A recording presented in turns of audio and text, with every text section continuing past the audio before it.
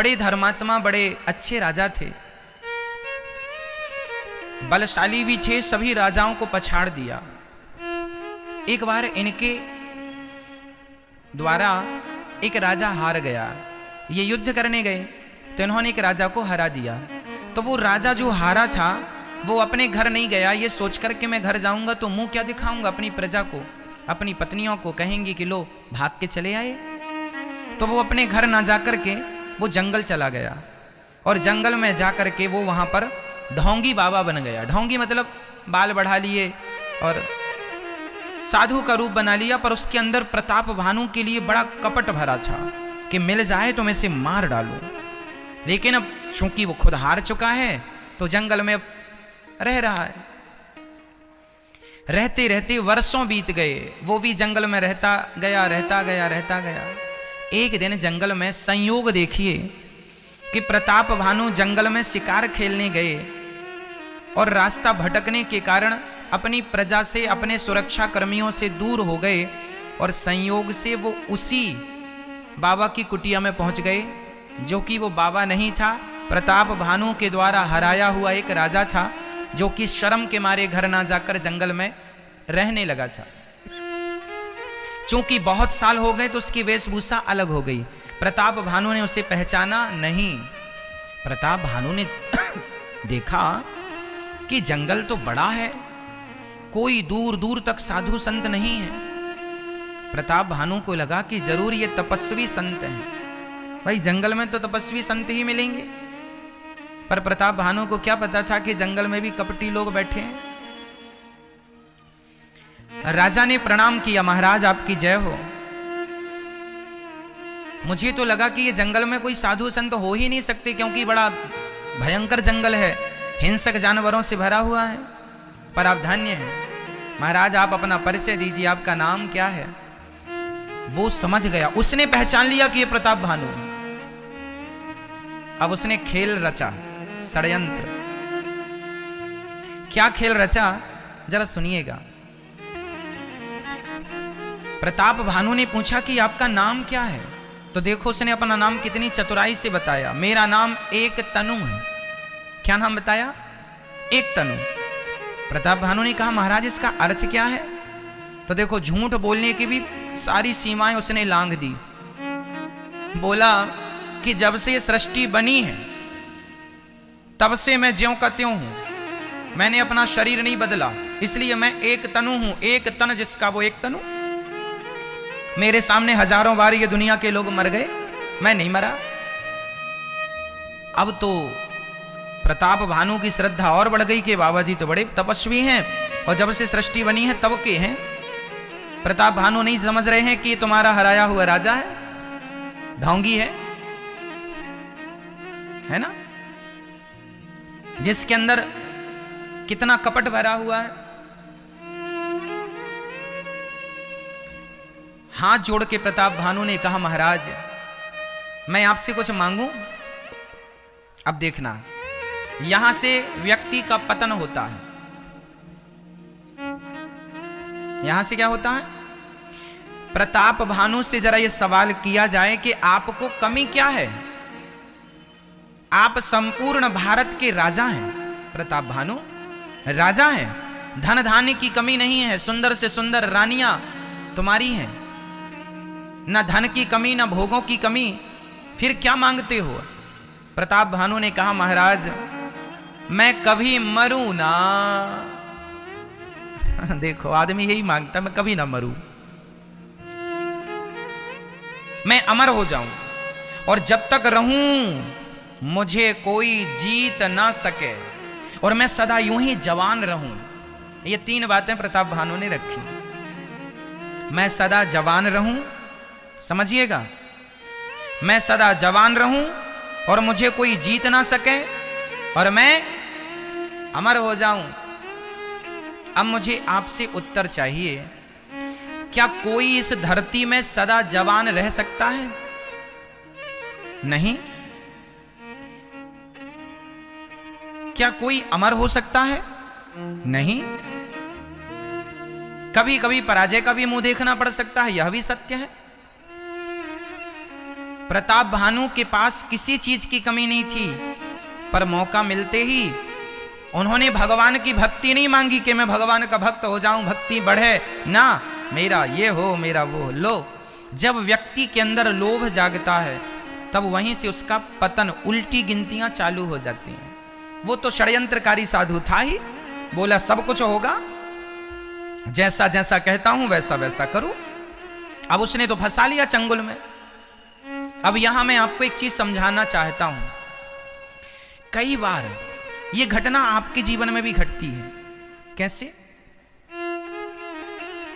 एक मैया मेरे पास आई, बोली महाराज मैं बहुत परेशान हूं, बड़ा कष्ट चल रहा है घर में। तो मैंने उनसे कह दिया कि मां आप श्रीमन नारायण का जाप किया करो। मैंने तो बता दिया कि आप भगवान का आश्रय लेंगे तो आपका कष्ट दूर होगा, क्योंकि द्रौपदी ने भी भगवान का आश्रय लिया था। क्यों? किसे पुकारा था द्रौपदी ने? भगवान को पुकारा ना, जब साड़ी खींची तो भगवान को पुकारा उसने, उनका दुख दूर हुआ। उत्तरा कि जब बाण लगाया पीछे ब्रह्मास्त्र, तो उत्तरा ने भी दौड़ के भगवान की शरणागति ग्रहण की, भगवान ने उनका भी दुख दूर किया। माता कुंती ने भी भगवान की शरण ग्रहण की, भगवान ने उनका भी दुख दूर किया। अर्जुन ने भी भगवान की शरण ग्रहण की, भगवान ने उनका। मीराबाई ने भगवान की शरण ग्रहण की, भगवान ने उन्हें अपनी गति दी। नरसिंह मेहता ने भगवान का नाम जपा, भगवान को पुकारा, भगवान ने उनका कष्ट हरा। तो भाई मैं तो ये जानता हूं ना कि भगवान ही दुख मिटाएंगे। मैंने मैया से कहा मैया आप श्रीमन नारायण जपना, वो आपका सारा कष्ट दूर करेंगे। वो मैया यहां से उठ के गई और बाहर एक बाबा जी थे, उनसे कहा अरे महाराज मैं तो बड़ा कष्ट में हूं, मैं तो बड़ी दुखी हूं। बाबा जी ने कहा अच्छा मैं अभी तुम्हारा दुख दूर करता हूं। सुनना, प्रश्न एक ही था। उस माँ ने मेरे से भी वही कहा और उस बाबा से भी वही कहा। मैंने कहा कि तुम भगवान का आश्रय लो, और बाबा जी के पास गई तो बाबा जी ने कहा अच्छा चलो तो मेरे साथ, तुम्हें मैं अभी ठीक करता हूं। और वो बेचारी दुखिया, अब दुखिया को तो लगे कि भाई कहीं से तो दुख दूर होए। एक्चुअली मैं अभी सार बाद में बताऊंगा, अभी कहानी सुनो। वो मैया उस व्यक्ति के संग, वो बाबा ऐसे ही था, बाल बढ़ाए और चंदन लगाए, मान लिया आप साधु हैं। जैसे प्रताप भानु ने साधु मान लिया। गलत आदमी को साधु मान लोगे तो नुकसान हो जाएगा। वो मैया चली गई। अब बाबा अपने जगह पर ले गया और ले जाके कहा चलो तुम्हारे लिए पूजा करनी पड़ेगी, 51 रुपए लगेगा, लाओ। अब वो तो दुखिया थी, उसके 5100 रुपए ले लिए और 5100 रुपए में वो नारियल वारियल अगरबत्ती वगैरह ले आया। 50 रुपए का सामान ले आया। चलो आंख बंद करके बैठो। आंख बंद कराया और कहा कि तुम्हारी इस पर्स में क्या है? बोले महाराज मैं आ रही थी तो मेरी पायल रखी हैं, थोड़ा वजन था तो मैंने कहा कहीं चोर वोर ना मिल जाए तो मैंने उतार के रख ली, कोई छीन ना ले। अच्छा पायल रखी है इसलिए मंत्र लग नहीं रहा है, तुम पायल उतार के यहां रखो। तुम्हारे बैग में और क्या है? बोले महाराज किराया के 200 रुपए। अच्छा खाली कर दो पूरा पर्स, यहां रख दो और आंख बंद करके बैठो। वो आंख बंद करके बैठी है और ये उसका पर्स लेके भाग गया। सारा दुख दूर हो गया। बोलिए सियावर रामचंद्र की जय। पाखंड क्यों बढ़ता है? उस मैया ने मेरी बात मानी होती तो उसका नुकसान होता नहीं। उसने एक्चुअली चोर को ही अपना दुख हरता मान लिया और जाकर के उसने उसका सारा धन लूट लिया। रफू चक्कर, चोर चोर होता है। अब रोती रोती फिर आई मेरे पास, महाराज क्या हुआ मैया, हमारा तो दुख और दुगना हो गया। हमने कहा घंटे भर में कैसे दुगना हो जाएगा, 1 घंटे में। बोले महाराज वो यहाँ बाहर क्या हुआ, हमारे संग ले गए, बोले दुख दूर करेंगे। हमने कहा कि अपना दुख जमाने को बताती ही क्यों हो? हमने बताया तो था कि भगवान का, अब तुम्हें भगवान पर विश्वास नहीं है, उस व्यक्ति पर विश्वास है। आज व्यक्ति दुखी इसलिए है कि उसे भगवान पर विश्वास नहीं है, जमाने पर विश्वास करता घूमता है। इस चक्कर में ना वो घर का रहता है ना घाट का रहता है। और जो पाखंड बढ़ रहा है ना संसार में कि हम तुम्हारा दुख दूर कर देंगे पैसों में, ये पाखंड है। किसी का दुख दूर नहीं कोई दूर कर सकता। तुम्हारे भाग्य का दुख तुम्हें भोगना पड़ेगा। यदि दुख दूर कोई कर सकता था तो माता सीता का ही लोग दुख दूर कर देते ना। दुख दूर कोई कर सकता था तो माता कुंती का ही दुख दूर कर देते। कोई किसी का दुख दूर नहीं कर सकता। इस संसार में यदि भगवान भी आए हैं तो कर्मों का फल, कल हमने आपको बताया था कि राम जी को क्यों आना पड़ा, नारद जी ने श्राप दिया था। कल की कथा हमने आपको सुनाई है। नारद जी ने श्राप दिया था भगवान को कि जाओ, जैसे मैं नारी के वियोग में तड़प रहा हूं तुम भी नारी के वियोग में तड़पोगे। श्राप के कारण आना पड़ा। ये संसार कर्म भूमि है, यहां भगवान भी आएंगे तो उन्हें भी अपने कर्मों का फल दुख भोगना पड़ेगा। तो दुख से कोई माई का लाल बचा नहीं सकता। दुख से कोई बचा सकता है, केवल भगवान बचा सकते हैं, केवल भगवान। यदि आप कहें कि महाराज जी भगवान बचा सकते हैं तो भगवान को भी तो दुख उठाना पड़ा। हाँ, दुनिया का दुख हरने वाले भगवान को भी दुख आने पड़ा। दुनिया का दुख हरने वाले भगवान को भी दुख आने पड़ा। दुनिया का दुख हरने वाले भगवान को भी दुख आने पड़ा। दुनिया का दुख हरने भगवान को भी दुख आने पड़ा। क्या भगवान कृष्ण के जीवन में दुख नहीं आया? जो बेटा जेल में जन्म ले, जिस बेटे के माता पिता जेल में बंद हो, वो बेटे के जीवन में कितना दुख होगा। क्या राम जी के जीवन में दुख नहीं आया? 14 साल का वनवास। अब आप कहेंगे कि वो भगवान है तो उनके जीवन में दुख क्यों आया? अरे भाई, भगवान है, वो ये बता रहे हैं कि मैं भगवान होके भी संसार में आता हूं तो मुझे दुख उठाना पड़ता है। तो तुम इंसान लोग संसार में गए हो तो दुख उठाना ही पड़ेगा। लेकिन भगवान ने दुख उठा के ये बताया कि आप लोग दुख उठाते हैं तो टूट जाते हैं और हम उन दुखों में भी और मजबूत हो जाते हैं। जीवन में चुनौतियों का सामना करना सीखो। कब तक भागोगे दुखों से? इस संसार में एक जगह ऐसी बता दो जहां दुख ना हो। एक व्यक्ति का नाम बता दो जिसके जीवन में दुख ना हो। मजदूर से लेकर के, रिक्शा वाले से लेकर के प्रधानमंत्री तक दुखी हैं। हाँ या ना? हाँ या ना? ये संसार का नाम दुखालय है। आए हो, दुख उठाना पड़ेगा। इसलिए यहां दुख से बचने के कोई शॉर्टकट रास्ते नहीं है। कोई कितना भी तुम्हें शॉर्टकट बताए, जो शॉर्टकट बता रहे हैं बस वो तुम्हें लूटने के लिए बैठे हैं। यहीं से पाखंड स्टार्ट हो जाता है। लोग कहते हैं अरे फलाने ने ठग लिया, बाबा ठग लिया। बाबा नहीं ठग लिया, तुम्हारे लालच ने, तुम्हारे लोभ ने तुम्हें ठग लिया है। नाम तुम व्यक्ति का लगा रहे हो। क्या जरूरत थी तुम्हें किसी के सामने जाके गिड़गिड़ाने की? कहना ही है तो भगवान से कहो ना अपना दुख।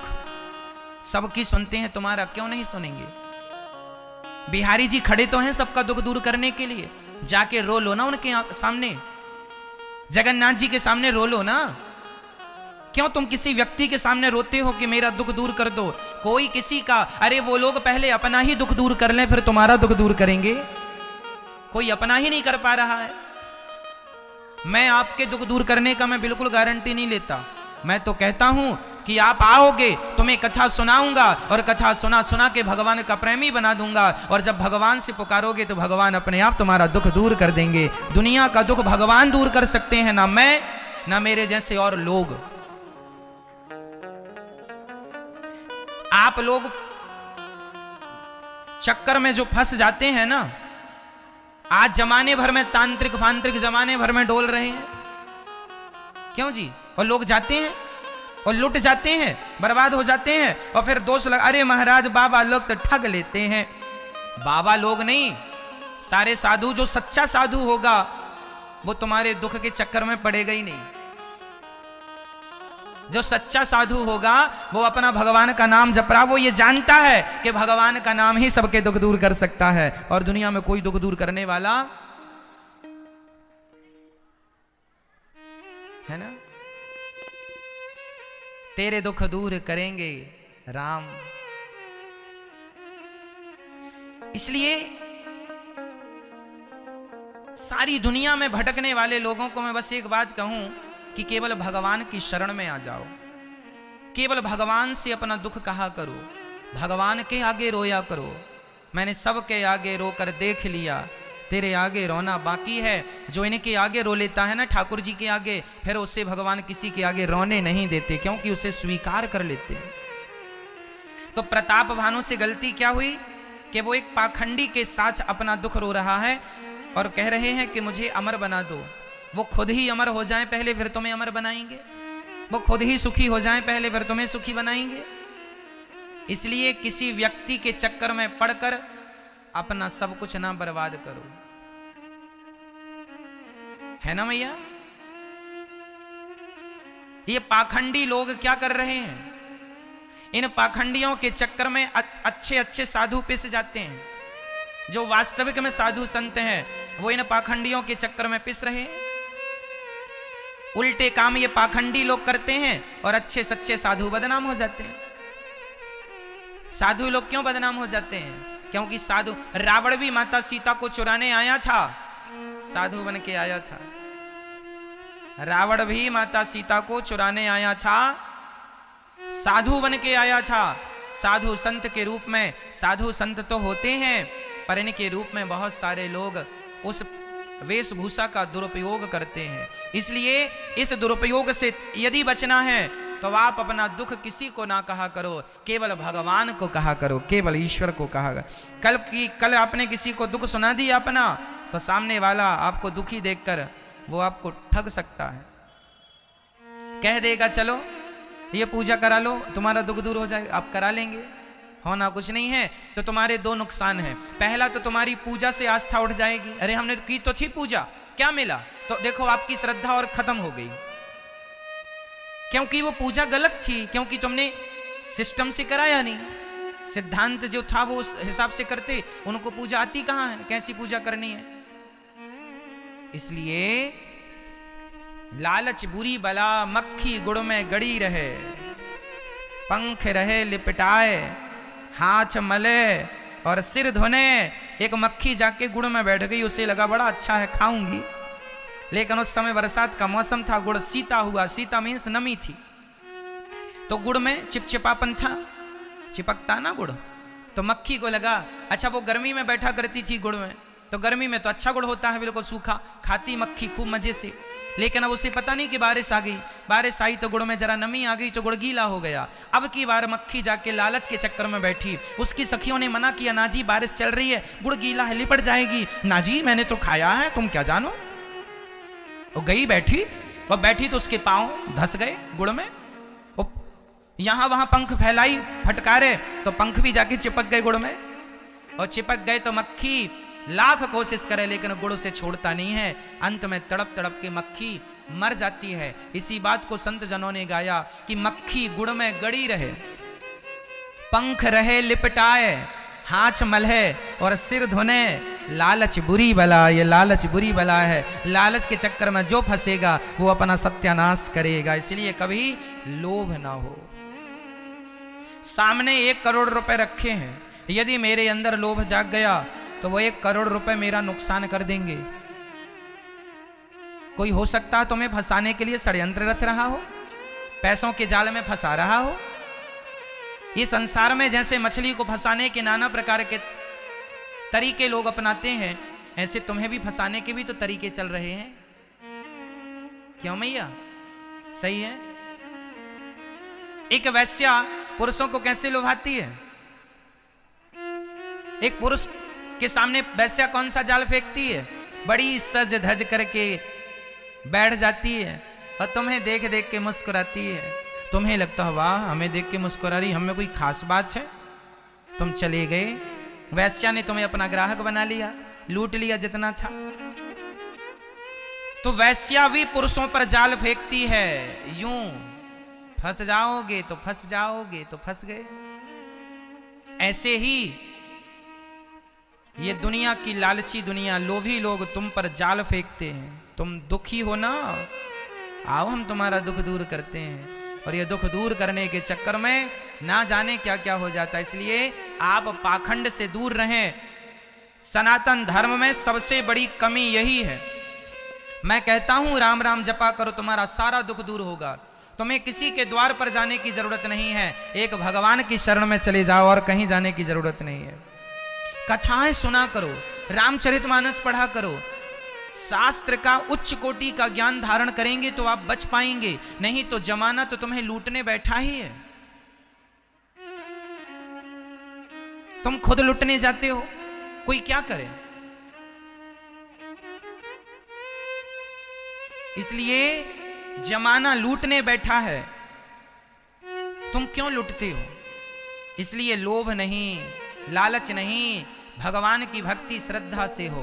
और ये विश्वास बना लो कि इस धरती में ऐसा कोई दुख नहीं है जिस दुख को भगवान श्रीमन्नारायण दूर नहीं कर सकते। इस धरती का कोई दुख नहीं है जिसे भगवान दूर ना करें। क्या राम जी आपका दुख दूर नहीं करेंगे? क्या भगवान कृष्ण आपका दुख दूर नहीं करेंगे? क्या भगवान श्रीमन्नारायण आपका दुख दूर नहीं करेंगे? तुम एक बार इनकी शरण में जाओ तो सही, कहो तो सही कि हम आपके हैं। अब आप इनकी शरण में ना जाके पाखंडियों की शरण में जाते हैं तो भगवान बोलते जाओ अपना वहीं जाओ। अच्छा चलो, प्रताप भानु गए, बाबा के चक्कर में फंस गए। नकली संत को असली मान लोगे तो भी नुकसान होगा, और असली को नकली मान लोगे तो भी नुकसान हो जाएगा। राजा परीक्षित के संग यही तो घटना घट गई। राजा परीक्षित ने असली साधु को नकली मान लिया। ध्यान से सुनना, प्रताप भानु ने नकली साधु को क्या मान लिया? मैया बोलो जोर से, मैया सुन लो मेरी माँ। नकली साधु को क्या मान लिया? असली। और राजा परीक्षित ने समीक जी के गले में मरा हुआ सांप डाल दिया। असली संत थे, उन्हें परीक्षित ने मान लिया। अरे ये तो हमें देख के ऐसी ढोंगी बैठ गए हैं। असली संत को राजा परीक्षित ने नकली मान लिया तो राजा परीक्षित को श्राप लग गया। नकली को असली मान लोगे तो भी कष्ट, और नकली को असली मान लोगे तो भी कष्ट, और असली को नकली मान लोगे तो भी। इसलिए कल्याण तब होगा जब आप केवल दर्शन करें। ना जाने किस रूप में नारायण मिल जाएं, सब में भगवान है, इस भाव से भगवान का दर्शन किया जाए। साधु आए तो साधु को भी भगवान की दृष्टि से देखकर प्रणाम किया जाए। भूखे हैं तो भोजन पानी दिया जाए, लेकिन अपना दुख प्रकट ना किया जाए। दुख प्रकट, यदि सच्चा संत होगा तो तुम्हारे दुख को कहने की जरूरत ही नहीं है। उनके दर्शन मात्र से तुम्हारा सारा दुख दूर हो ही जाएगा, कहने की जरूरत नहीं। जैसे दीपक के जलते ही अंधकार अपने आप मिट जाता है, उसी प्रकार सच्चे संतों के दर्शन मात्र से व्यक्ति का अंतःकरण शुद्ध हो जाता है, निर्मल हो जाता है। केवल दर्शन मात्र से, कहने की भी जरूरत नहीं। इसलिए पाखंडवाद को मिटाना है तो आपको जागरूक जनता बनना पड़ेगा। क्या बनना पड़ेगा मेरी मां? जागरूक। जागरूकता जरूरी है। साइंटिफिक बातें होनी चाहिए। जो व्यक्ति साइंस के आधार पर बात नहीं करता वो पाखंड ही है। हमारी पूरी भक्ति, हमारे वेद पुराण पूरी साइंस पर टिकी हुई है। साइंटिफिक है हर चीज। हमारे यहां हर बात साइंटिफिक है। बिना साइंस की कसौटी में कसी कोई बात है ही नहीं। हमारा पूरा सनातन धर्म साइंटिफिक है। साइंस के अतिरिक्त तो कोई कुछ है ही नहीं यहां पर। हम हर बात को आपको साइंस से जोड़ के बता सकते हैं। यहां ठगना नहीं है, यहां पैसा कमाना उद्देश्य ना हो, यहां केवल सनातन धर्म का प्रचार करना और हर दिल में भक्ति और प्रेम का दिया जलाना उद्देश्य होना चाहिए। मैंने आज तक इतनी जिंदगी हो गई दास अनिरुद्ध की, मैंने आज तक किसी से ये नहीं कहा कि तुम्हें इतना पैसा देना ही पड़ेगा। ना जी, मैंने आज तक किसी से, आप इतने सारे श्रोता हैं, कि आज तक मैंने आपको 1 रुपए भी मांगा जबरदस्ती? कथा से बोलता हूं कि यहां सेवाएं चल रही हैं, आप दान कर सकते हैं, आपकी श्रद्धा है तो, इतना बोलता हूं। मैंने आज तक किसी को प्रेशर नहीं दिया कि नहीं जी तुम्हें देना ही पड़ेगा। ना राम जी, जबरदस्ती का लिया दान, ना हमें पचेगा ना आपको। दान वही करना चाहिए। हम तो कहते हैं पैसा कमाओ, पहले अपने लिए अच्छे कपड़े लाओ, अपनी पत्नी के लिए लाओ, अपने लिए घर बनवाओ, अपने लिए घर बनवाओ, सब अपने लिए कर लो। उसके बाद कुछ बचे तो दान पुण्य कर लेना। तुम पहले खुद सुखी हो जाओ, बचे तो 2-5 पैसे जो दान करना है कर लेना। मैं ये नहीं कहता कि पहले मुझे दो बाद में तुम, ना जी। आज ही मेरे पास एक सज्जन का फोन आया, वो परिचित के हैं, वो मुझे 2 लाख रुपए दान करना चाहते हैं। उन्होंने मेरे से कहा गुरुजी मुझे आपको 2 लाख रुपए दान करना है। हमने कहा ठीक है, आपकी इच्छा है तो कीजिए। लेकिन उन्होंने तुरंत मेरे से कहा कि मुझे बैंक से लोन लेना है। मैंने तुरंत सवाल किया कि आपको लोन किसके लिए लेना है? बोले मेरी बेटी का विवाह होना है तो मुझे लोन लेना पड़ेगा। मैंने तुरंत कहा कि जब आपको बेटी का विवाह आपके सिर पर है तो आपको फिर मुझे 2 लाख दान क्यों करना है? आप मुझे 2 लाख दान अभी ना कीजिएगा, पहले अपनी बेटी का विवाह धूमधाम से कीजिएगा।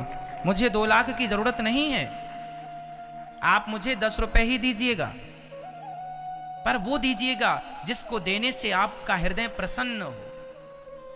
बेटी के लिए जो तुमने पैसे रखे थे उस पर बेटी का अधिकार है, क्योंकि बेटी सयानी है, शादी में खर्चा लगेगा। 2 लाख का मैं क्या करूंगा? तुम्हारी बेटी को जरूरत है, वो बेटी में पैसा लगाओ।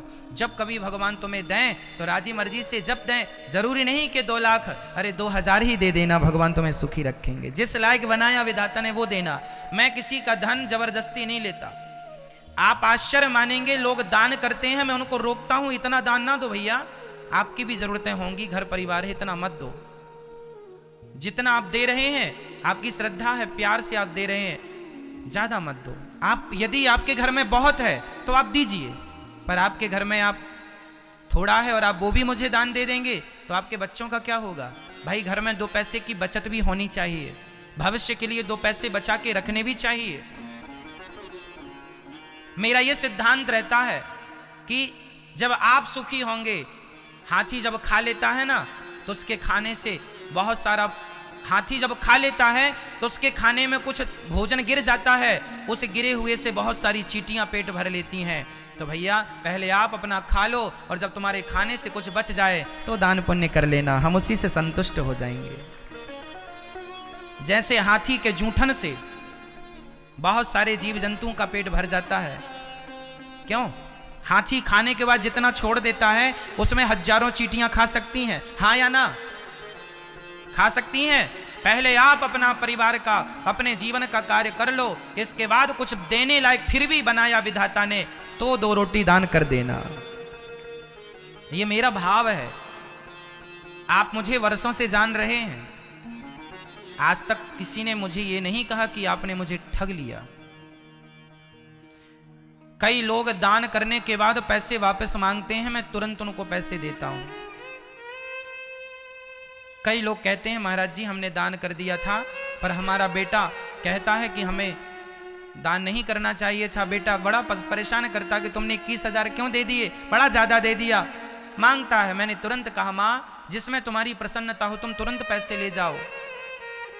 दान देकर भी यदि किसी ने पैसे मांगे हैं, ये दास अनिरुद्ध तुरंत उनके पैसे वापस किया। हमें नहीं चाहिए। जब तुम्हारी मर्जी हो, जब तुम्हारा अंतःकरण प्रसन्न हो, प्रसन्नता से मुझे 1 रुपए दे देना, मैं वो स्वीकार करूंगा। आप प्रसन्नता से लाखों दोगे ना, वो मुझे लाखों, वो मुझे भी खुश नहीं कर पाएगा और आप भी खुश नहीं रह पाएंगे। इसलिए 1 रुपए ही सही खुशी से देना, लाखों की मुझे जरूरत नहीं। मैं जीवन में विश्वास भगवान पे करता हूं। देने वाले वो बैठे हैं, देना चाहेंगे तो वो देंगे, कोई किसी को क्या दे सकता है। इसलिए जितनी लोग कहते हैं ना ईमानदारी से नहीं जिया जा सकता, मैं ठाकुर जी सामने बैठे हैं, मैं जीवन में अपनी सारी जिंदगी मैंने ईमानदारी से जी है, कभी मैंने बेईमानी नहीं की।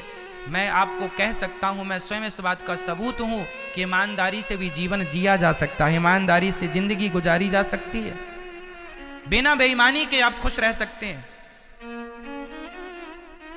ईमानदारी बड़ी चीज होती है। यहां भी आप सुखी रहेंगे, वहां भी सुखी रहेंगे।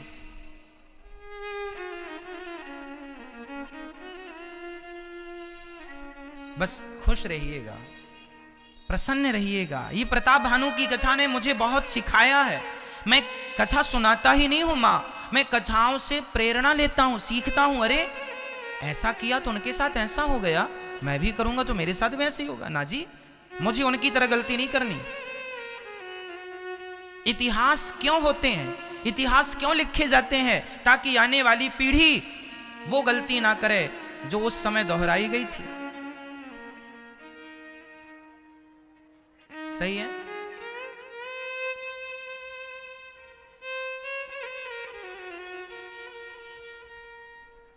प्रिय भक्तों, प्रताप भानु ने कहा कि हमें ये करो, अमर कर दो और हम स्वस्थ रहें और हम कभी हारे ना। प्रताप भानु से वो एक संत जी जो ढोंगी थे, उन्होंने कह दिया कि आप एक काम करो, ब्राह्मणों का भोजन कराओ और मैं रसोइया भेजूंगा। अब देखो षड्यंत्र। तो वो साधु ने रसोइया भेजा और उस रसोई में प्रताप भानु को लगा कि ये तो अच्छे भोजन बनवाएंगे। उस जंगल में एक राक्षस रहता था, उस राक्षस से ये साधु की दोस्ती हो गई थी, कपटी साधु की। वो राक्षस मायावी था, वो माया वाया जानता था। जैसे जादू कहते हैं ना, जादू जादू। जैसे आप लोग चमत्कार को नमस्कार करते हैं ना, ये चमत्कार को नमस्कार करने से भी हानि होती है। आप लोग चमत्कार देखना चाहते हैं, आपको किसी ने धूल उठाई और मंत्र बड़ा और बना दिया, कुमकुम रोली बना, अरे बाबा जी बड़े साधु हैं, अरे बड़ा चमत्कार है। आप लोग बर्बाद क्यों हुआ है व्यक्ति? चमत्कार के चक्कर में। नास्तिकता क्यों बढ़ी है? चमत्कार के चक्कर में। एक बात बताऊं, क्या हनुमान जी कम चमत्कारी थे? अष्ट सिद्धि नवनिधि के दाता, असवर दीन जानकी माता। हनुमान जी क्या कम चमत्कारी थे? क्या हनुमान जी ने कोई चमत्कार दिखाया? हनुमान जी लंका गए तो वहां एक सुरसा नाम की राक्षसी मिली। जस जस सुरसा बदन बढ़ावा, तास दून कपि रूप दिखावा। सुरसा नाम की राक्षसी ने 16 जोजन मुखते ठयऊ, तुरत पवन सुत 32 भयऊ। वो अपना शरीर बढ़ाती गई, हनुमान जी भी बढ़ाते गए। ये जादू ही तो था। ये इसी को माया कहते हैं। क्या कहते हैं इसको? माया। लेकिन ये जादू टोना से किसी का कल्याण नहीं है। यदि सिद्ध करना ही है तो प्रेत को सिद्ध ना कीजिए, जादू टोना को सिद्ध ना कीजिए। राम राम जपते जाइए, राम नाम ही, राम नाम का मंत्र ही ऐसा सिद्ध हो जाएगा कि ये राम नाम बोलकर तुम किसी की तरफ देख लोगे, उसका सारा दुख दर्द दूर हो जाएगा। कबीर दास जी ने क्या जपा है सारी जिंदगी, मुझे बताओ। मैया जी बोल के बताओ, कबीर दास जी ने सारी जिंदगी क्या जपा है? जोर से बोलो। राम। कबीरा सब जग निर्धना, धनवंता नहीं कोय, धनवंता सोई जानिए, जिखे राम नाम धन होए। इस धरती में सबसे धनवान कौन है? मीराबाई गाती है, पायो जी मैंने, आगे आप बोलो, पायो जी मैंने राम रतन धन पायो। मीराबाई भी चमत्कार दिखा सकती थी पर नहीं दिखाया। जानती थी चमत्कार से कल्याण नहीं है। राम नाम जपा मन लगाकर। कबीर जी राम राम जपते थे। एक बार कबीर जी घर पर नहीं थे, कबीर जी तुलसी के पत्ते पर, सुनो, कबीर दास जी के बारे में मिलता है प्रमाण कि कबीर दास जी तुलसी के पत्ते पर चंदन से राम राम लिख देते थे। एक बार राम लिख दिया और पानी में घोलकर जिसे पिला दिया उसकी सारी बीमारी ठीक हो जाती थी। एक दिन कबीर दास जी कहीं गए थे और तभी एक कोढ़ी आ गया। कोढ़ का एक रोग होता है। कोढ़ी आ गया और कबीर दास जी से कहा, बाबा बड़ा दर्द है, दवाई दे दो। उस समय कबीर दास जी थे नहीं। कबीर दास जी का बेटा कमाल बैठा था। कबीर दास जी के बेटे का नाम क्या था? कमाल। और कबीर दास जी की बेटी का नाम था कमाली। तो कमाल था। कमाल को पता था कि मेरे पिताजी राम राम लिखते हैं और ठीक हो जाता है। तो पिताजी थे नहीं, कोढ़ी तड़प रहा था तो कमाल ने तुलसी के पत्ते पर राम लिखा, पानी पे डाला, पानी में डालकर और वो पानी उस कोढ़ी को पिलाया और तुलसी का पत्ता भी उसे दे दिया तो उसने निगल लिया, खा लिया। थोड़ी ही देर में देखते देखते उस कोढ़ी का सारा रोग ठीक हो गया। वो हंसता हंसता विदा हो गया। अब कमाल नाचने लगा, वाह जय सीताराम सीताराम सी। अब कमाल की भी श्रद्धा बढ़ गई। तभी कबीर जी आए। क्यों नाच रहा है? पिताजी कोढ़ी आया था, मैंने तुलसी के पत्ते पर इस तरफ 2 राम लिखा, राम राम, और पीछे की तरफ भी 2 बार राम राम लिखा और पानी में घोल कर पिलाया। सारा दुख दूर हो गया, कोढ़ी का रोग ठीक हो गया। कबीरदास जी रोने लगे, जोर जोर से रोने लगे। कमाल बोला, पिताजी क्या गलती हो गई, आप क्यों रो रहे हैं? कबीरदास जी बोले, बेटा क्या तुझे राम के एक नाम पर विश्वास नहीं था जो तूने राम के 4 बार नाम को लिखा है? अरे उस कोढ़ी का दर्द तो एक राम से दूर हो जाता, तुझे 4 बार लिखने की जरूरत क्यों पड़ी? मुझे लग रहा है कि तुझे राम पर विश्वास नहीं है। विश्वास होता तो एक बार ही लिखने से उस कोढ़ी का समस्त दुख दूर हो सकता था।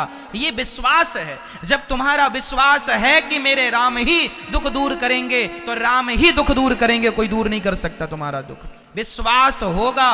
द्रौपदी को विश्वास था कि अब मेरी साड़ी भगवान बढ़ाएंगे, तो आना पड़ा। प्रहलाद को विश्वास था इस खंबे पर भगवान है, आना पड़ा। बस तुम विश्वास तो करो मेरी मां। विश्वास ही तो नहीं है ना, प्रॉब्लम तो ये है।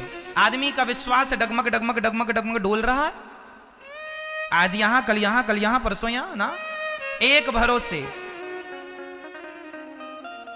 एक भरोसे, एक बल, एक आस विश्वास, एक राम घनश्याम हित, चातक तुलसीदास। एक भरोसे। जीवन में भरोसा एक पर करो। किस पर करोगे मेरी मां? किस पर? राम कहो, कृष्ण कहो या श्रीमन नारायण कहो, बात एक ही है। तो भरोसा किस पर? रघुनंदन पर, अर्थात मेरे राम पर। भरोसा किस पर? मेरे कृष्ण पर, मेरे श्रीमन नारायण पर। प्रभु मुझे तो आपका भरोसा है, मुझे जमाने की कोई बात ही नहीं, हम बात ही नहीं करते हम व्यर्थ की, केवल विश्वास। यदि विश्वास है तो भगवान है, और विश्वास नहीं है तो कुछ नहीं है। क्या जरूरी है मेरी मां? केवल केवल विश्वास की आवश्यकता है। यदि विश्वास है तो जीवन में आनंद ही आनंद, इससे बड़ा कोई सुख नहीं है।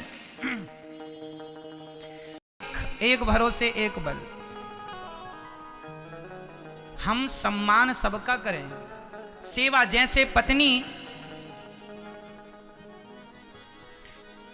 पत्नी सेवा सबकी करती है, जेठानी की, देवरानी की, ससुर की, सास की, सबकी सेवा, सबका सम्मान करती है, पर समर्पण केवल अपने पति में करती है। क्यों? सही है ये बात? सेवा सबकी करती है पर समर्पण केवल अपने पति के चरणों में करती है। उसी तरह आप सबका सम्मान करें, हर देवी देवता का, पर समर्पण अपने इष्ट में करें, भगवान श्रीमन नारायण में करें। वही है हमारे आराध्य, वही कृष्ण है, वही राम है।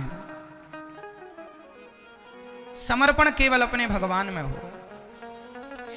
अब देखो ना, प्रताप भानु के यहां उन्होंने भोजन बनाने में ब्राह्मणों का मांस परोस दिया। संतों ब्राह्मणों को बुलाया प्रताप भानु ने कि आप भोजन करने आओ, और वो मायावी था तो माया से उसने ब्राह्मणों का मांस बनाया। उस रसोई में ब्राह्मणों को मार मार के उनका मांस बनाया और संतों को मांस परोसा, ब्राह्मणों को। अब ब्राह्मण को लगा कि ये तो प्रताप भानु बड़ा धर्मात्मा राजा है, जो खिलाएगा चकाचक अच्छा ही खिलाएगा। जब ब्राह्मण मांस खाने लगे, उठाकर मुंह पे ले जाने लगे, आकाशवाणी हो गई, अरे ब्राह्मणों इनका भोजन ना खाओ। जैसे तुम भोजन समझ रहे हो, वो ब्राह्मणों का मांस है। इसने ब्राह्मणों को मारकर उनका मांस पकाया है, ये मनुष्यों का मांस है। सारे ब्राह्मणों ने श्राप दे दिया, अरे प्रताप भानु तुम हमारे ब्राह्मणों को बुलाकर हमारा तुम धर्म बिगाड़ना चाहते हो, जाओ हम तुम्हें श्राप देते हैं, तुम राक्षसों की तरह व्यवहार कर रहे हो, जाओ तुम राक्षस हो जाओ। वही प्रताप भानु ब्राह्मणों के श्राप से रावण बना और उस रावण के लिए भगवान को फिर राम बनकर आना पड़ा। यह प्रताप भानु की कथा है। इस कथा से क्या सार निकला? सार तत्व यही निकला कि व्यक्ति के अंदर जब लोभ जागता है तो फिर वो उल्टे काम करता है, पहला। दूसरा, प्रताप भानु को रसोई में जाके देखना चाहिए था कि बन क्या रहा है। जरूरत से ज्यादा किसी पर विश्वास ना करना मेरे भाई, जरूरत से ज्यादा किसी पर विश्वास, हाँ या ना मैया जी? करना चाहिए क्या? तुम्हारा दोस्त ही क्यों ना हो, तुम्हारा सगा भाई ही क्यों ना हो। कल ही मेरे पास एक बहन आई, कल, मैं तो जीवन में जो कहता हूं प्रैक्टिकली कहता हूं। कल मेरे पास एक बहन आई, उस बहन ने कहा महाराज जी मेरे भाई के संग मेरा प्रॉपर्टी का काम था, बिजनेस था। मेरे भाई और मेरे पति अर्थात जीजा और साले का बिजनेस था। दोनों ने पार्टनर एक मिलजुल के काम किया कि भाई घर की बातें हैं, काम करेंगे। तो मेरे भाई ने धोखे से अपनी, मेरी 3 फैक्ट्रियां हैं, 3 में से 2 फैक्ट्रियां मेरे भाई ने धोखे से अपने नाम कर ली सारी। और एक फैक्ट्री जो है, जब मेरे पति को पता चला कि मेरे साले ने मेरे साथ विश्वासघात कर दिया, जिस पर, एक बात बताओ, मैंने आप पर विश्वास किया और आप ही मेरा विश्वास तोड़ देंगे तो बताओ फिर मैं विश्वास किस पर करूंगा। इसलिए हाथ जोड़ के कहता हूं, यदि आप पर कोई विश्वास करे कभी, तो कभी आप उसका विश्वास ना तोड़िएगा। विश्वास तोड़ने का परिणाम यही आपको मिलेगा, थोड़ा सब्र रखिएगा। उस बहन ने रोते हुए कहा महाराज मेरे पति का अच्छा खासा कारोबार था, मेरा भाई कुछ नहीं करता था, ऐसे घूमता था, लेकिन मेरे पति को लगा कि चलो मेरा साला है, तो उन्होंने फैक्ट्री में उसको पार्टनर बना लिया। विश्वास किया था जरूरत से ज्यादा, तो उसने सारी फैक्ट्री अपने नाम कर ली और अंत में उसके कारण मेरे पति ने आत्महत्या कर ली कि मेरे साले ने विश्वासघात किया। 2-2 सारी जिंदगी लग जाती है संपत्ति बनाने में, और संसार के लोग जरा सी गलती से हड़प लेते हैं। रोते हुए कहा गुरुजी मेरे पति ने आत्महत्या कर ली। मैंने कहा तुम्हारे पति की हत्या तुम्हारे भाई ने कर ली है। और अब कहता है, अब देखो उस बहन के पास पति नहीं बचा, छोटे छोटे बच्चे हैं, फिर भी वो भाई इतना निर्दयी है कि जो एक फैक्ट्री है उस पर भी कहता है कि आधी इसमें मेरी है, फिर भी उसको छोड़ने को तैयार नहीं है। ये भाई है। हर भाई ऐसा नहीं है, पर मैं आपको केवल इतना कहूंगा कि तुम्हारा सगा भाई भी क्यों ना हो, उस पर भी विश्वास आंख बंद करके नहीं करना चाहिए। अति विश्वास किया प्रताप भानु ने।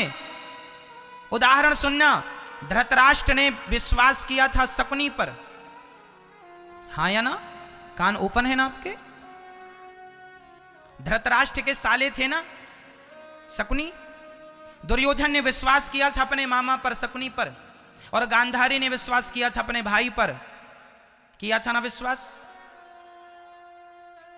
झांसी की रानी ने विश्वास किया था ना अपने मंत्रियों पर, दगा दिया कि नहीं? झांसी की रानी का किला यदि अंग्रेजों ने घेरा था, यदि झांसी की रानी के किले पर अंग्रेज घुसे थे, तो इसलिए कि अपने लोग गद्दार हो गए थे। मेरी मां, विश्वास कभी ना करना, ना जाने कौन से लोग तुम्हारे विपक्ष में कब खड़े हो जाएं। आज के जमाने में तो ये पता ही नहीं चलता कि ये रोम जो है ना, रोम, ये देखो ये जो रोए हैं ना हमारे रोम, ये भी मेरे सगे नहीं हैं, तो जमाना मेरा सगा नहीं हो सकता। जरूरत से ज्यादा विश्वास करोगे तो नाश हो जाएगा तुम्हारा। इसलिए कोई भी हो अपने काम का मुआयना करते रहो, किसी के भरोसे ना छोड़ो। पता नहीं उसके अंदर कब लालच जाग जाए और कब तुम्हारे संग साजिश रचने लग जाए, उल्टे काम करने लग जाए। समझ रहे हैं? ये बहुत आगे की बातें बोल रहा हूं। कितना भी गूगल सर्च कर लेना, ये बातें तुम्हें गूगलों पर नहीं मिलेंगी मेरी मां, ये तो केवल सत्संग से प्राप्त होती हैं। इन बातों की कीमत करोड़ों है, इसका कोई मूल्य नहीं, अनमोल ज्ञान है। ये ज्ञान अनुभव से मिलता है, पढ़ने से नहीं मिलता। जीवन में कुछ शिक्षा पढ़ने से नहीं मिलती, अनुभव से मिलती। आज संसार में क्या भाई अपने भाई को दगा नहीं दे रहा है? भाई से और ज्यादा हितैषी कौन होगा? लेकिन आज के भाई अपने भाइयों की जमीन जायदाद नहीं हड़प रहे हैं क्या?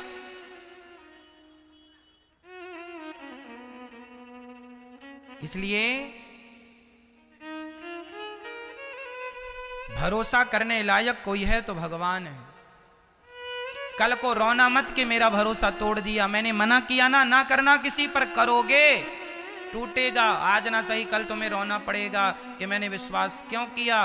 विश्वास करने योग्य कोई है तो केवल मेरे श्रीमन नारायण है, मेरे कृष्ण है, मेरे राम है, इन पर विश्वास करना। और किसी पर करोगे तो आज 2022 ना सही, 2025 ना सही, 2030 ना सही, 2035-40 में आपको रोना पड़ेगा इस बात पर कि मैंने विश्वास क्यों किया। अति कभी ना करना बंदे, इति तेरी हो जाएगी, बिन पंखों के पक्षी जैसी गति तेरी हो जाएगी। जो भी करना अपने बल पर करना और अपनी नजरों में करना, नहीं विश्वास के भरोसे करोगे चूना लग जाएगा। ठीक है, आज कितने बिजनेस शुरू होते हैं पार्टनर में, पार्टनरशिप में होते हैं, लेकिन वो पार्टनरशिप कितने दिन चलती है? क्या आप लोग नहीं जानते इस बात को? दो दोस्तों ने मिलकर के पार्टनरशिप की काम किया, कितने दिन चलता है? उनकी दोस्ती दुश्मनी में बदल जाती है। विश्वास नहीं, विश्वास करना खुद के कंधों पर करना, खुद पे कॉन्फिडेंस हो, सेल्फ डिपेंड है तो काम करना, दूसरों के भरोसे नहीं। जीवन में आगे जाना है तो एक बात बता दूं, कान खोलकर सुनना। पीपल के वृक्ष के नीचे दुनिया में आप दूसरा पौधा लगा दीजिए, यदि वो खड़ा हो जाए तो मुझे बताइए। पीपल के पेड़ के नीचे, पीपल की छांव में क्या दूसरा पौधा हो सकता है? हाँ या ना? क्यों नहीं हो सकता? जोर से। क्योंकि छोटे से पौधे को जितना प्रकाश चाहिए था, जितनी शक्ति एनर्जी सूर्य से चाहिए, उतनी तो उस तक पहुंचेगी ही नहीं, क्योंकि सूर्य ही ढक लेगा, और सॉरी पीपल ही ढक लेगा। समझ रहा है? बड़े पेड़ के नीचे छोटा पेड़ कभी खड़ा नहीं हो सकता। उसी प्रकार तुम सोचो कि बड़ों के संग हो जाएंगे तो मेरा भी विकास हो जाएगा। विकसित व्यक्ति अपनी बुद्धि, अपने विवेक से हो सकता है। बड़ों के संग लगोगे, नेता के संग लगने वालों को लगता मैं भी नेता बन जाऊंगा। सारी जिंदगी तुम नेताओं के संग केवल घूमते ही रह जाते हो झंडा लिए। क्यों? और तुम्हें लगता हम भी नेता हो जाएंगे? तो अपनी मूर्खता पर खुद भी कभी हंस लिया करो।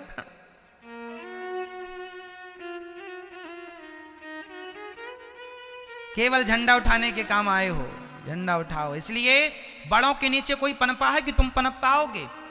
इसलिए अपने लिए स्वयं जलवायु खुद अपनी देखो। अगर निर्भर बनोगे, दूसरों पर गिड़गिड़ाओगे तो अपना मान भी, सम्मान भी, सब कुछ गवाओगे। बड़ों से हटकर दूर खड़े हो जाओ और अपनी मंजिल खुद तय करो, अपना मुकाम खुद तय करो। अपने बलबूते काम करना सीखो। दूसरों की कब तक तलवे चाटोगे?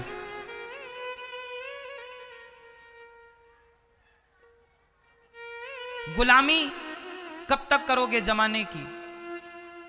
अगर निर्भर बनोगे, दूसरों पर गिड़गिड़ाओगे तो अपना मान भी, सम्मान भी, सब कुछ गवाओगे। इसलिए खड़े हो शान से तनकर, यही शोभा मनुष्य तन की। स्वयं सींचो हर एक डाली, खुशी जीवन के मधुबन की।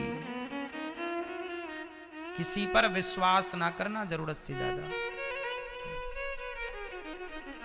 समझ रही हो मैया? अच्छा ठीक है।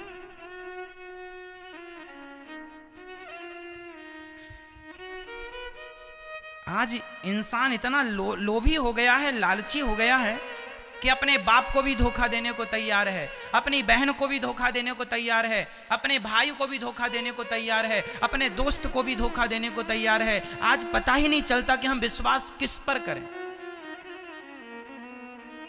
आज ये अंदाजा लगा पाना, आज के युग में सच्चे दोस्त ईमानदार लोग मिलना भी बड़ा कठिन है। जिसको मिल गए हैं समझ लेना कि बड़ी कृपा है भगवान की, इसलिए तुम्हें ऐसे ईमानदार दोस्त मिले हैं, ईमानदार लोग मिले हैं जिन पर आप आंख बंद करके। ऐसा नहीं है कि आज ईमानदार नहीं है लोग, ऐसा नहीं है। मेरे कहने का तात्पर्य ये नहीं है कि आज लोग ईमानदार नहीं है, ना जी। आज यदि धरती पर ईमानदारी ना रहती, सत्यता ना रहती, तो ये पृथ्वी रसातल में चली जाती। आज जो टिकी है, जितनी टिकी है, वो कुछ सत्यवादी लोगों के बल पर टिकी हुई है। कुछ अच्छे लोग, मुट्ठी भर ही सही, पर अच्छे लोग आज भी हैं।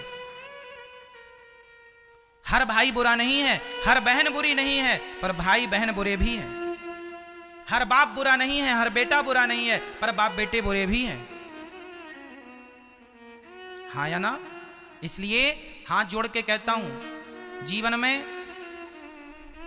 कभी तुम अपने पिता पर भी कोई काम पिता के भरोसे कराओ तो उसका भी एक देखते रहो कि काम कैसा चल रहा। भाई के भरोसे है, वो भी देखते रहो काम कैसा चल रहा। दूसरों के भरोसे काम कभी नहीं होता जब तक आप अपनी आंख ना लगाएं। बस आप सावधान रहें, मेरा ये कहना है और समझाना है, बस इससे ज्यादा और कुछ नहीं। रिश्तों को तो पवित्र रखना ही है, लेकिन आज जमाने में मैया ना, प्रभु तेरी माया तेरा खेल कैसा, जमाने को ये पागल बना दे। ये पैसा आजकल ना लोगों को पागल बनाया जा रहा। हर आदमी ना पत्नी से मतलब है, ना बच्चों से मतलब है, केवल पैसा पैसा पैसा।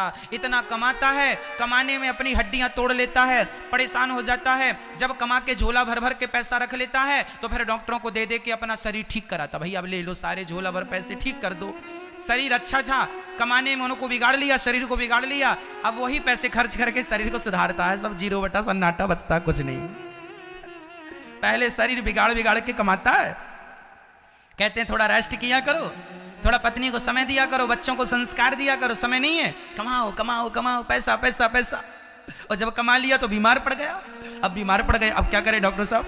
अब बताओ क्या करें? डॉक्टर साहब बोले 2 लाख लाओ, अभी ऑपरेशन करना पड़ेगा। लो शरीर भी फड़वाओ, पैसे भी दो, अब इस तरह पे पड़े तमाशा। अब देखो, अब पत्नी को समय दे रहे हो, अब किस काम के बच्चे हो तुम? जब समय देने के लायक थे, प्यार की बातें करने के लायक थे, तब तो बैठ के 2 बातें प्यार की नहीं। अब बिस्तर पे पड़ गए, अब वो तुम्हारा मलमूत्र साफ करे। लो, मतलब बुद्धू है आज का आदमी। कहां समय देना है, कहां नहीं देना, कितना समय देना है, क्या करना है, क्या उसको पता ही नहीं। हम आए क्यों हैं संसार में? आता है, खाता पीता भोग भोगता, मर जाता, उसको लगता है यही जिंदगी है। इससे आगे की बेचारा सोचता भी नहीं है। इससे आगे भी कुछ है भाई। समझाओ जरा मेरी माँ, इन लोगों को समझा दो मैया, थोड़ा समझाया करो मेरी माँ। समझाती हो कि नहीं? अपने पति को, अपने बच्चों को समझाया करो। चलो अब हम आपको रावण की कहानी सुनाते हैं। सुनाए मैया रावण की कहानी? अभी किसकी सुनाई हमने आपको? किसकी? जोर से मैया आप बताओ किसकी सुनाई अभी हमने आपको कहानी? लो, डे बोले हम टुप्पई टाप। आप बताओ किसकी कहानी सुनाई अभी हमने आपको? प्रताप भानु की। किसकी मैया? हाँ जी, भूलना मत मेरी माँ। अगले साल भी मिलोगी तो हम पूछ लेंगे किसकी कहानी सुनाई थी, है ना? प्रताप भानु की कहानी। इस कथा से हमने क्या सीखा कि जरूरत से ज्यादा विश्वास और जरूरत से ज्यादा लोभ। प्रताप भानु को ब्राह्मणों ने श्राप दे दिया और वही प्रताप भानु रावण बना। अब रावण की कहानी सुनो। पहले रावण के जन्म की कथा है रामचरितमानस में, फिर राम जी के जन्म की। क्योंकि रावण महाराज नहीं आए तो राम जी क्यों आए, ये बताओ? हम तो रावण की भी पहले कथा इसलिए सुनानी पड़ती है क्योंकि बिना रावण के राम जी का अवतार होता ही नहीं। इसलिए पहले रावण महाराज की कहानी सुनो। एक था रावण, भैया बोलो हाँ। एक थी मंदोदरी, बोलो हाँ। एक था मेघनाथ। ये दोनों बाप बेटे बड़े दुष्ट थे। इनका एक भाई भी था, क्या नाम था? कुंभकर्ण। तीसरा भाई भी था विभीषण, बड़े अच्छे थे विभीषण जी। कुंभकर्ण भी फिर ठीक था, रावण कुछ ज्यादा ही दुष्ट था।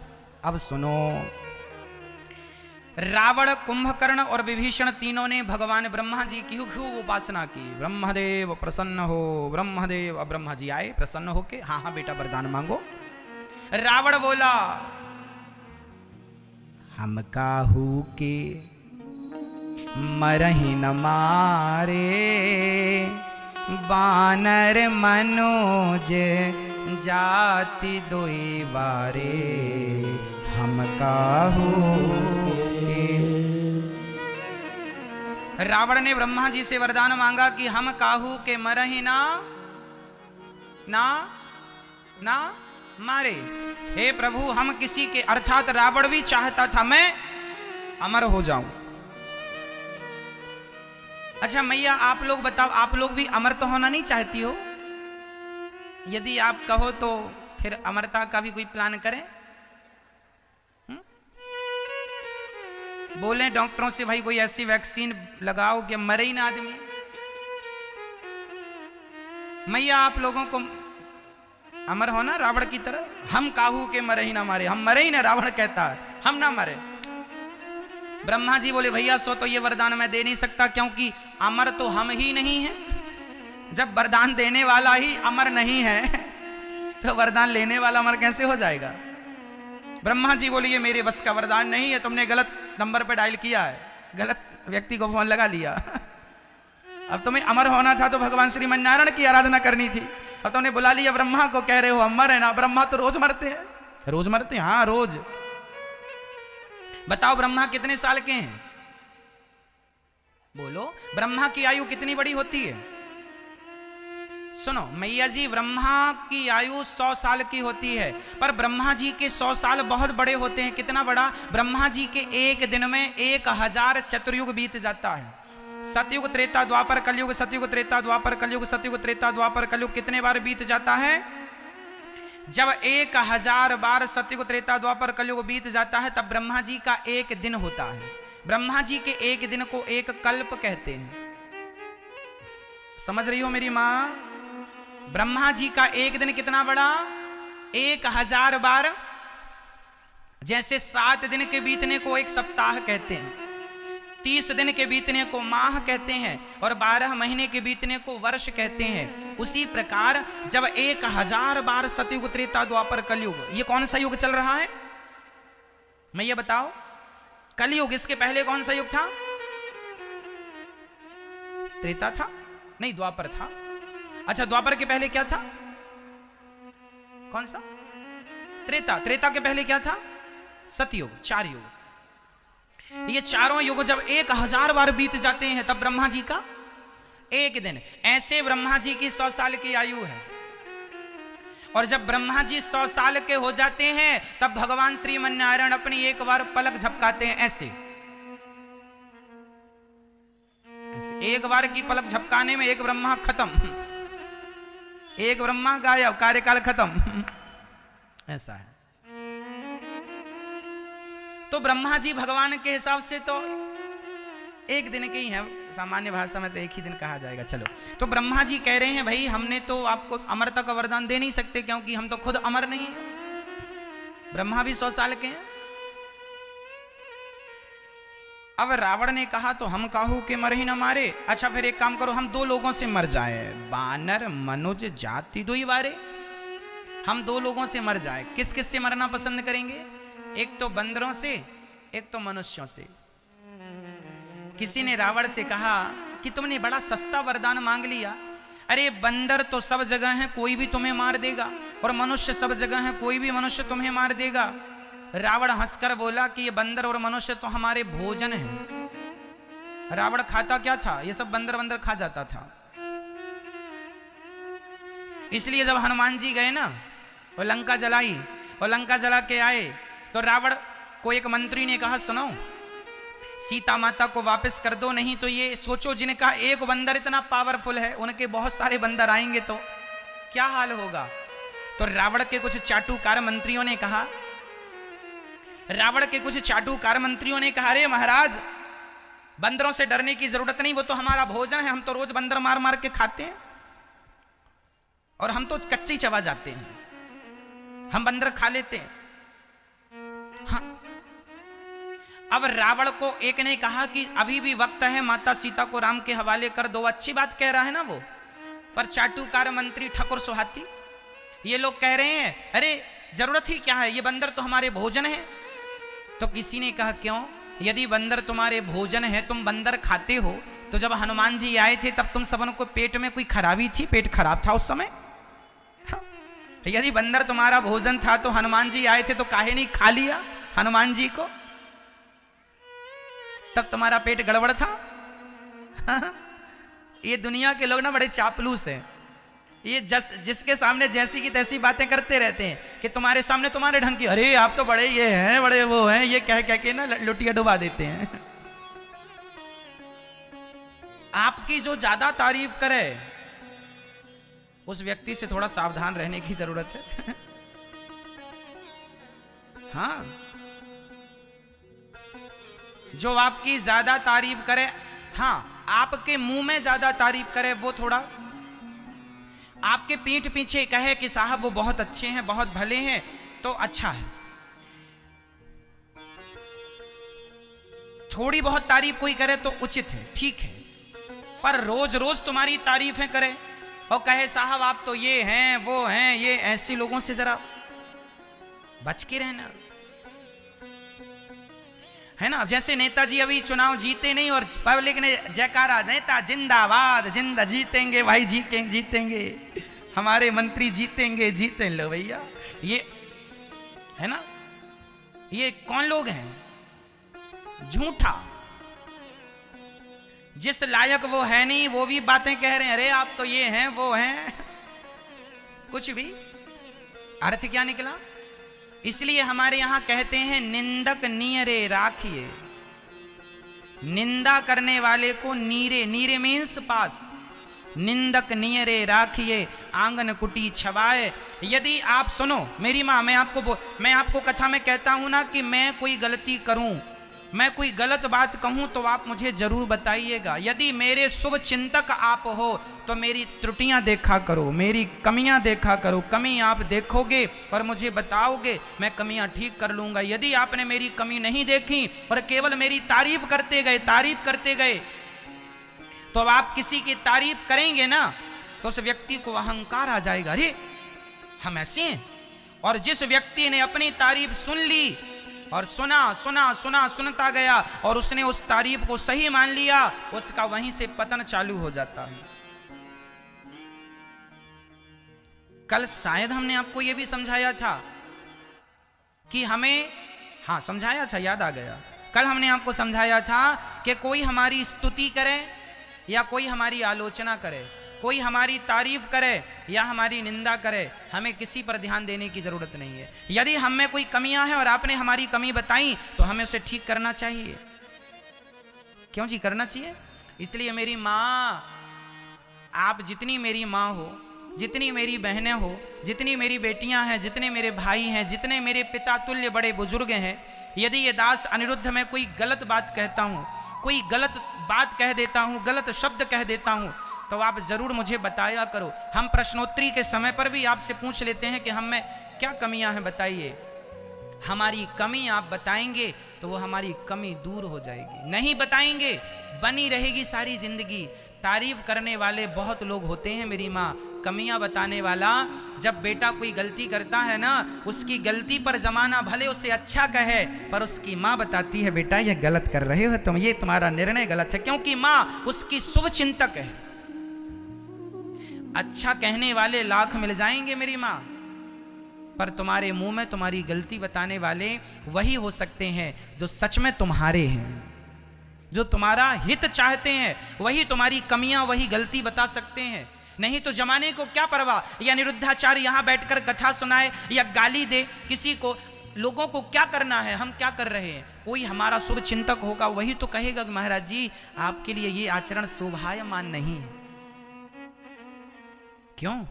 गलती बेटा करता है तो माँ उसे समझाती है, बेटा तुम्हारे दोस्त तुम्हें अच्छा कहे। और आज कमी क्या है, आज बच्चे अपनी माँ को पसंद क्यों नहीं करते, आज बच्चे अपने पिता को पसंद क्यों नहीं करते, इसलिए कि माँ सदा उसकी कमियां देखती है।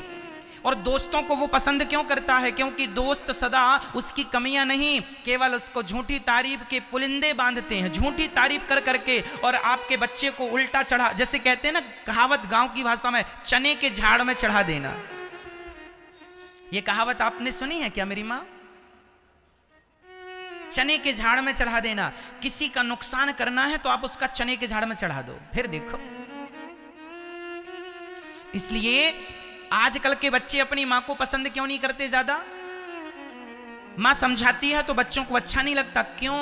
क्योंकि मां सही शिक्षा देती है और उसके दोस्त लोग उसे गलत राह दिखाते हैं तो वो उसे अच्छे लगते हैं, क्योंकि वो तारीफ, झूठी तारीफ करते हैं। आजकल के बच्चे ये जानते नहीं है और झूठी तारीफों के चक्कर में बिगड़ जाते हैं और अपनी सच्ची मां की सच्ची बातें इग्नोर करते जाते हैं। वहीं से उन बच्चों के संस्कार बिगड़ जाते हैं और उनका पतन हो जाता है।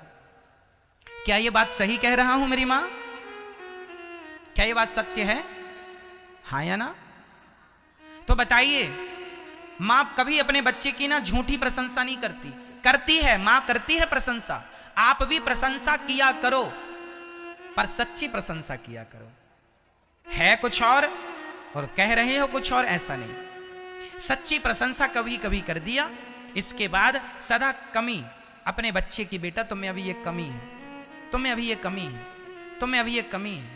क्या होगा कि जब कमी कमी बताएगा ना तो बेटा एक दिन गंगा की तरह निर्मल हो जाएगा, पवित्र हो जाएगा। अब कोई कमी रहे, फिर आप बड़े बड़े इंजीनियर, बड़े बड़े लोगों को बिठा लो और मैं 3.5 घंटे की कथा आपको सुनाता हूं, ये दास अनिरुद्ध सुनाता है। 3.5 घंटे की कथा में शायद आप मेरी कमियां निकालने बैठोगे तो शायद 2-4 ही निकाल पाओगे।